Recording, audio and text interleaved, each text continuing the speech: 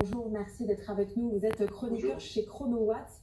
C'est un blog qui analyse les puissances, les performances développées par les cyclistes. Alors justement, on va parler avec vous de ces performances et notamment de celles des Slovènes sur ce Tour de France. Est-ce qu'elles vous paraissent suspectes ou en tout cas un peu surréalistes? Les performances des Slovènes me paraissent à moi comme à tout le peloton surréalistes. C'est-à-dire que on a l'habitude, nous, comme vous le dites, d'analyser les performances en watts. On les référence depuis près de 30 ans. Donc ChronoWatt, vous verrez un petit peu ça. On a fait un tableau et les gens peuvent le voir visuellement avec un retour de performance qui date des années Armstrong, c'est-à-dire des années 2000 à 2010, qu'on ne voyait plus et qu'on ne voulait plus voir. On les revoit à cause des Slovènes. Et justement, Lance Armstrong, 7 Tours de France, une condamnation, c'est-à-dire qu'on n'a pas avancé en fait depuis tout ce temps-là? On a reculé, c'est-à-dire qu'il y a eu le confinement et puis il y a des gens c'est-à-dire on a énormément avancé. Nous avons des coureurs qui sont vertueux dans le peloton. On les trouve dans le ventre mou, ou on les trouve au-delà d'un certain stade. Si on a beaucoup avancé dans les mentalités, il y a des coureurs à qui on dit tiens, prends ça et tu pourras gagner tant d'étapes et peut-être gagner le Tour de France. Les coureurs refusent. Mais à côté de ça, on a des coureurs et des encadrements qui ne sont absolument pas vertueux et qui, eux, disent puisque les autres ont arrêté, nous, on va continuer et tu vas voir, on va tout gagner. C'est ce qui se passe. Alors justement, à qui la faute, si je puis dire? Qui sont les responsables? Le coureur ou son entourage dans les cas de dopage? Dans les cas de dopage, dans les cas de tricherie, parce que le dopage, il y a dopage et puis il y a tricherie, il y a plein de façons de tricher pour certains.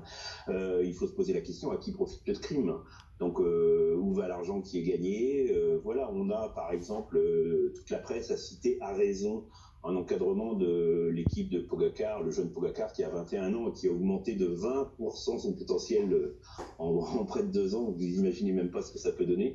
On a un encadrement, vous savez, en 2007, une équipe entière a été exclue du Tour de France, l'équipe Saunier Duval, qu'on appelait l'équipe des chaudières, au sens propre comme au sens figuré, parce que chaudière, ça veut dire quelqu'un qui se dope. Donc il y a eu des coureurs exclus, puis l'équipe a été exclue, et c'est le même encadrement stricto sensu que nous retrouvons cette année sur le Tour de France au Tour de Pogacar. Et ce sont des gens qui n'ont pas fait leur rédemption, comme par exemple Marc Madiot, à la Française des Jeux, a fait des bêtises avant et il a mis autour de son équipe une vraie structure d'entraînement. Là, ça n'est pas le cas. Ça n'est pas le cas.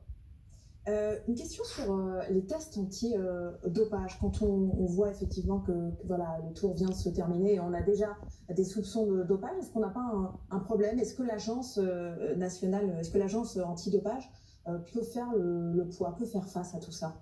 Oui, bien sûr que non, on sait très bien depuis des années, on le dit, on le répète, que les agences antidopage ont très peu de moyens déjà premièrement et ne sont là que pour, si vous voulez, faire croire que cela fonctionne. Alors ça fonctionne pour certains, mais on voit bien là, si tant est qu'il soit prouvé qu'il y ait des méthodes illicites qui aient été utilisées par les Colombiens, ce qui au travers de la performance de certains serait logique. On voit bien que c'est la police qui fait le ménage. C'est absolument pas les agences de dopage qui sont presque une caution du dopage. Je suis désolé de dire ça, mais moi je les vois de temps en temps, on en parle, je leur fournis des données de puissance, j'essaye de dire on avance, les corticoïdes devaient être supprimés, ils ne sont pas supprimés, enfin ça patine, on dit c'est complexe, les médecins qui doivent s'occuper de la lutte antidopage s'occupent du coronavirus, on a eu cette période où il n'y a eu aucun contrôle antidopage et le dopage c'est bien avant le tour, c'est pas pendant le tour, il faut quelques recharges comme on le voit, mais voilà, donc les agences antidopage, il faut oublier.